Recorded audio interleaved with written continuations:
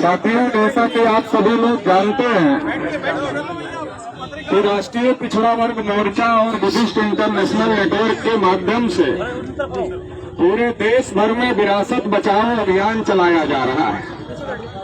और उसी की कड़ी में हम लोगों ने पिछले दिनों काशी और मथुरा में कार्यक्रम रखा था।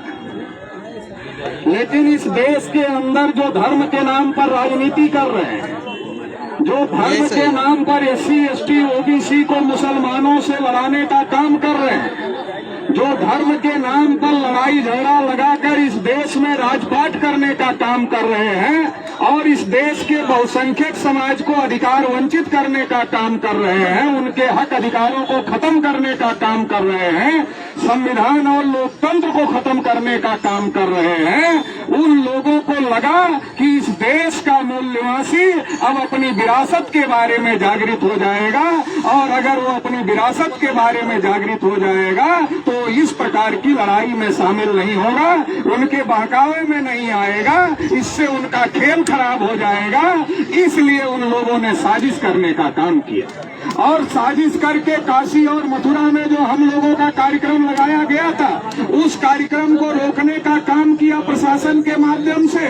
और संविधान में बाबा साहब डॉक्टर अंबेडकर ने जो आर्टिकल 19 में जो मौलिक अधिकार दिया हुआ है, सभा सम्मेलन करने का, आंदोलन करने का, प्रदर्शन करने का, बोलने का, सुनने का, व्यक्ति की स्वतंत्रता का, ये जो अधिकार दिया है, तो संविधान के आर्टिकल 19 का भी उल्लंघन किया, हमारे मौलिक अधिकारों का भी उल्लंघन किया।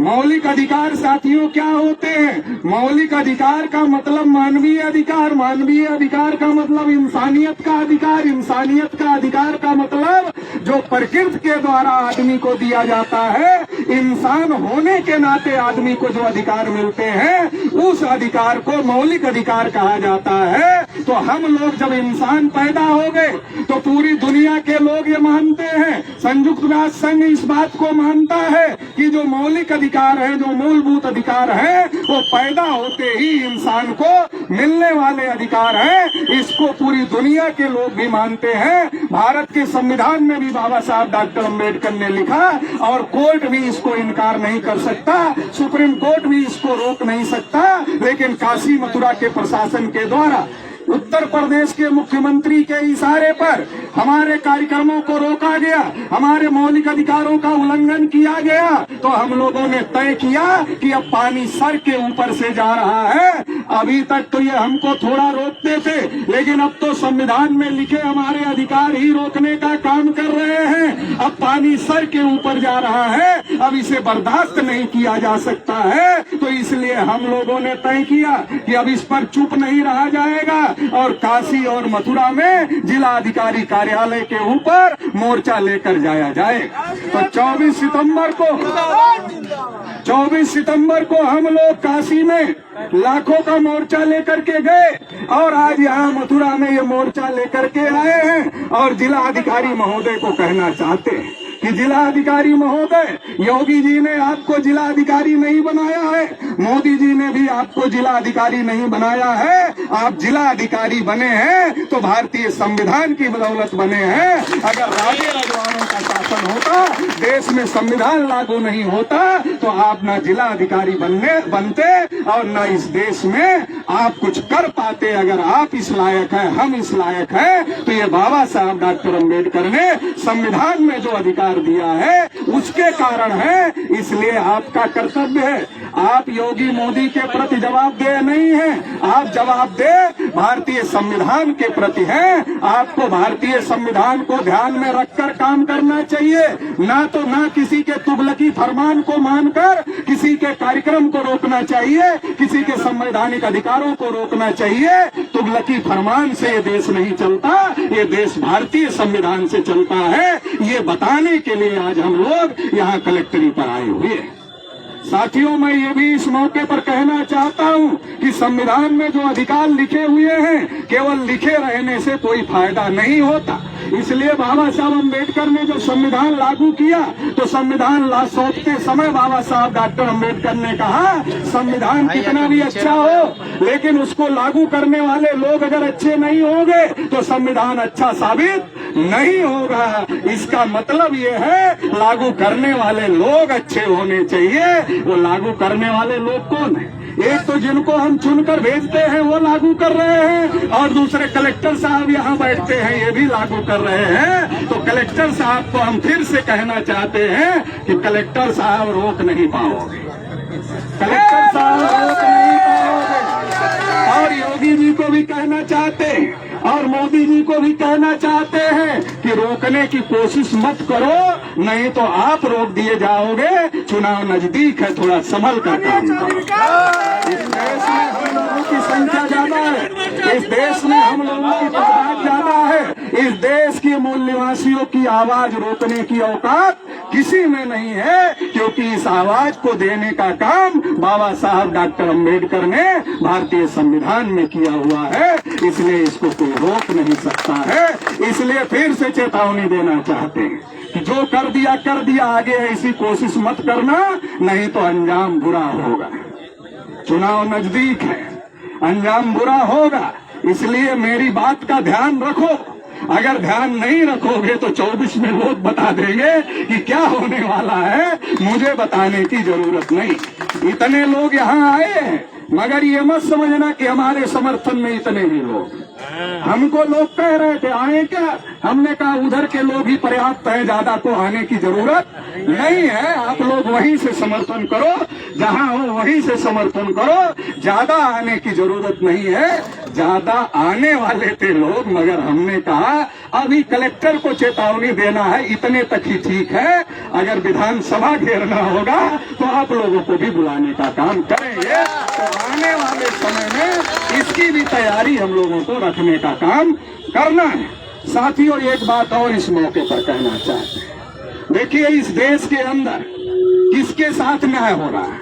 शेड्यूल कास्ट के लोगों के ऊपर अन्याय अत्याचार हो रहा है। कहीं मूछ रखने की वजह से पीटा जा रहा, कहीं घोड़ी पर चढ़ने की वजह से पीटा जा रहा है। मध्य प्रदेश में भारतीय जनता पार्टी की ही सरकार है, एक आदिवासी बच्चे के मुंह में पेशाब कर दिया गया। महामहिम राष्ट्रपति जी खुद आदिवासी समाज से हैं। जब नए संसद भवन का उद्घाटन हुआ उन्हें आमंत्रित तक नहीं किया गया और उन्हें लेटर लिखकर शुभकामना देना पड़ा। अरे भाई, कितनी दूर है राष्ट्रपति का घर नए संसद भवन से? ज्यादा दूर नहीं है। लेकिन इस देश में जो संविधान चलाने वाले लोग हैं, आज भी संविधान के हिसाब से देश को नहीं चला रहे हैं। ये बात समझ लेना चाहिए और इस बात को समझ कर आने वाले समय में इस देश के मूल निवासी समाज को फैसले करने की जरूरत है। शेड्यूल कास्ट के ऊपर अन्याय हो रहा है, शेड्यूल ट्राइब के ऊपर अन्याय हो रहा है। नरेंद्र मोदी जी कहते हैं मैं ओबीसी हूँ, भाजपा वाले टीवी पर बैठते कहते हैं मोदी जी की कृपा से ये हो रहा है, मोदी जी की कृपा से ये हो रहा है, मोदी जी की कृपा से ये हो रहा है, मोदी जी की कृपा से ये भी हो रहा है। जैसे लगता है कि चारों तरफ मोदी जी की कृपा बरस रही है। और जब हम लोग कहते हैं मोदी जी छोटा सा काम कर लो, बहुत बड़ा काम मत करो, छोटा सा काम कर लो। छोटा सा काम क्या है? अरे आप तो बहुत दयालु आदमी हो, जंगल में शेर बाघ चीतों की संख्या कम हो जाती है, आप बहुत दुखी हो जाते हो, विदेश जाते हो, विदेश से लेकर आते हो, भारत के जंगलों में छोड़ देते हो। अरे ओबीसी तुम अपने को कहते हो, छोटा सा काम कर लो, ओबीसी की गिनती कर लो, मगर इतनी भी औकात नहीं है। कहते हैं मोहन भागवत मना कर रहे, कैसे कर ले? मोहन भागवत मना कर रहे, कैसे कर ले? इतनी हिम्मत नहीं है। लेकिन हम लोगों का वोट लेने के लिए कहते नहीं, सब मोदी जी की कृपा से हो रहा, सब मोदी जी की कृपा से हो रहा, सब मोदी जी की कृपा से हो रहा है। मोदी का चेहरा दिखाया जा रहा है, मोदी जी मुख नहीं है, मुखौटा है। भागवत जी ने मोदी का मुखौटा लगा लिया ताकि वो बोलते रहे मैं पिछड़ी जाति का हूँ, मैं नीच जाति का हूँ, मैं चाय बेचने वाला हूँ, वोट दे दो हमें। दे दिया, 2 बार दे दिया, 2 बार दे दिया। क्या किया? गिनती तक किया क्या? अभी महिला आरक्षण लागू हुआ, अभी महिलाएं बहुत बड़ी संख्या में यहाँ शामिल, अभी महिला आरक्षण लागू हुआ। अरे सबको एक समान, अरे हजारों साल में इस देश में वर्ण व्यवस्था थी, जाति व्यवस्था थी, छुआछूत था, भेदभाव था, ऊंच नीच था, तो सबकी स्थिति अलग अलग है। इसलिए संविधान निर्माताओं ने कहा कि भाई सबको अलग अलग कैटेगरी बनाओ और सबके साथ न्याय मिलना चाहिए, सबको सबका हिस्सा मिलना चाहिए। तो महिला आरक्षण में सब इकट्ठे, सबको फायदा हो जाएगा।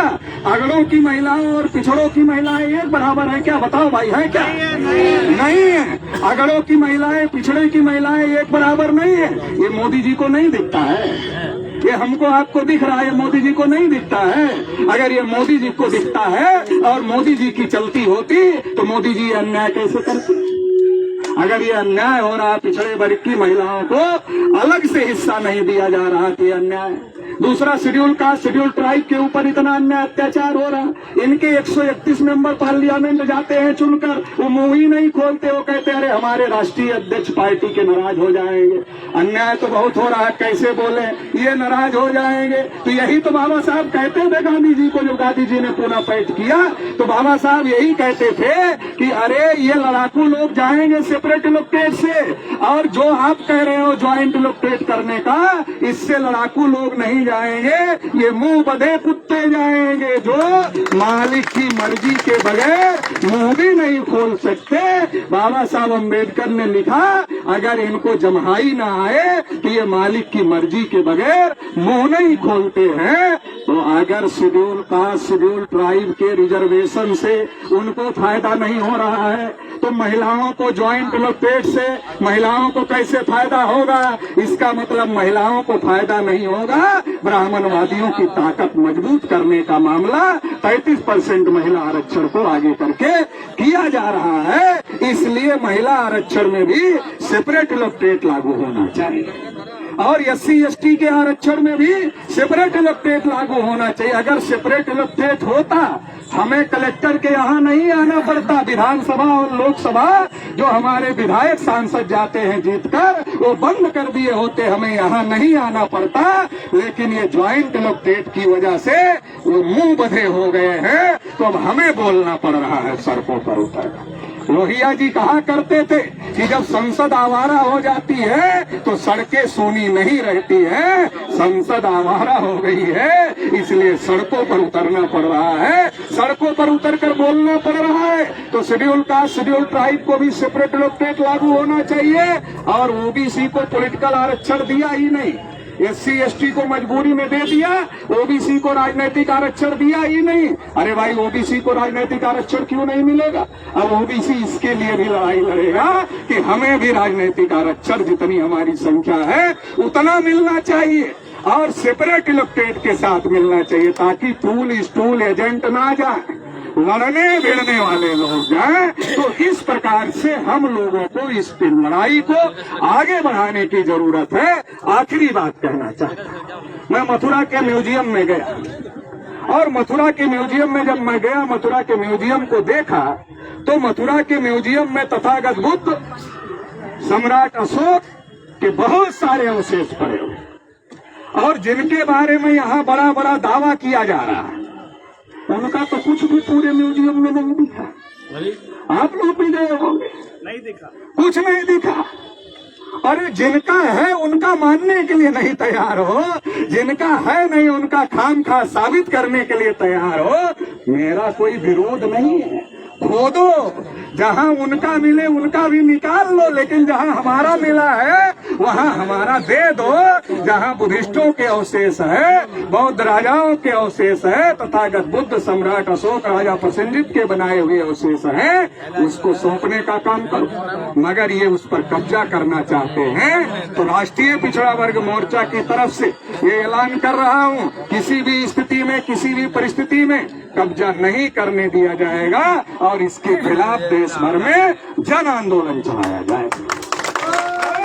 साथियों, इस देश को कभी सोने की चिड़िया कहा जाता था, कभी विश्वगुरु कहा जाता था। तक्षशिला, नालंदा, विक्रमशिला जैसी यूनिवर्सिटियां भारत में होती थी। पूरी दुनिया के लोग भारत में पढ़ने के लिए आते थे, गर्व और गौरव महसूस करने का काम करते थे। आज जब 100 यूनिवर्सिटियों की लिस्ट बनती है, 200 यूनिवर्सिटियों की लिस्ट बनती है, 300 यूनिवर्सिटियों की लिस्ट बनती है, पता चलता भारत का कोई ही नहीं।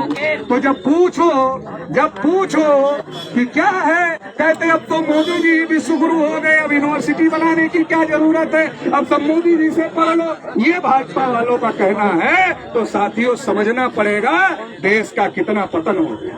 इस देश को जब हमारे पूर्वज चलाते थे तब भारत विश्वगुरु था, भारत सोने की चिड़िया था, और जब आज इन लोगों के हाथ में चला आया तो ये भारत विश्व बैंक के सामने कटोरा लेकर खड़ा है और ये सोने चांदी के चम्मच में लोगों को खिलाते घूम रहे हैं। तो साथियों इस देश की बागडोर भी इस देश के मूल्यवासियों को अपने हाथ में लेनी होगी। साथियों महोदय, हम लोगों के बीच में आ गए हैं तो ज्यादा लंबी बात हम लोग नहीं करेंगे, हम लोग ज्ञापन सौंपना चाहते हैं। तो धर्मेंद्र मौर्य जी ज्ञापन पढ़ के सुनाएंगे। साथियों, जिलाधिकारी महोदय को ज्ञापन सौंपने से पहले हम लोग इसे पढ़कर सुनाएंगे और उसके बाद यह ज्ञापन सौंपा जाएगा।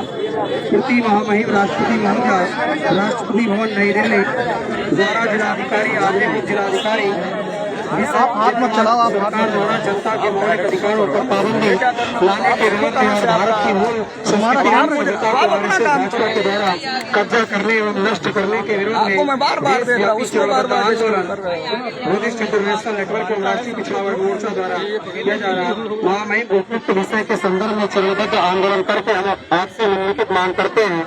नंबर 1, डीएनए के अनुसार ब्राह्मण विदेशी है, इसलिए भारत के किसी भूभाग पर विदेशी ब्राह्मणों का कब्जा कैसे जायज हो सकता है।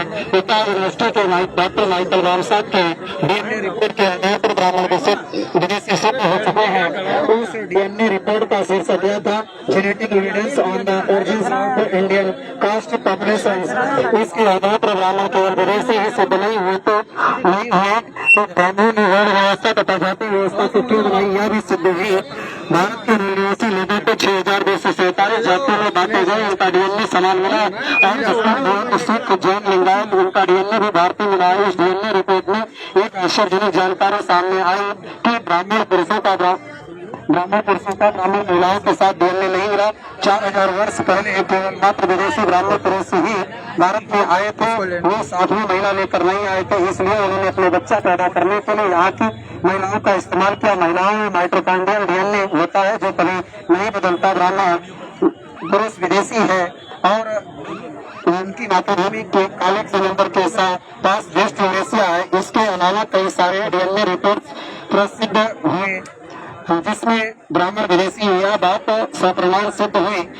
कोलिन वारास में सन 2019 में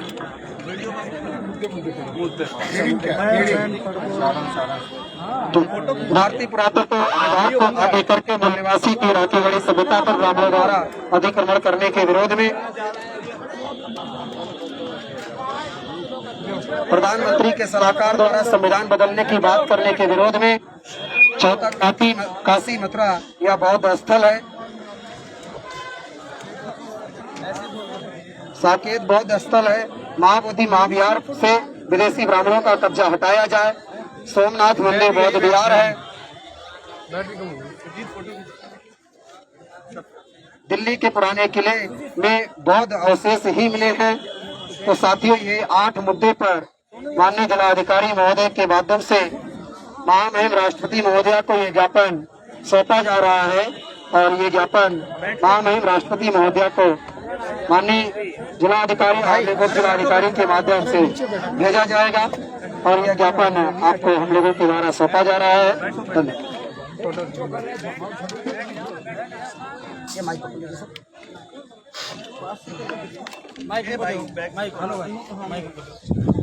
फोटो निकालिए।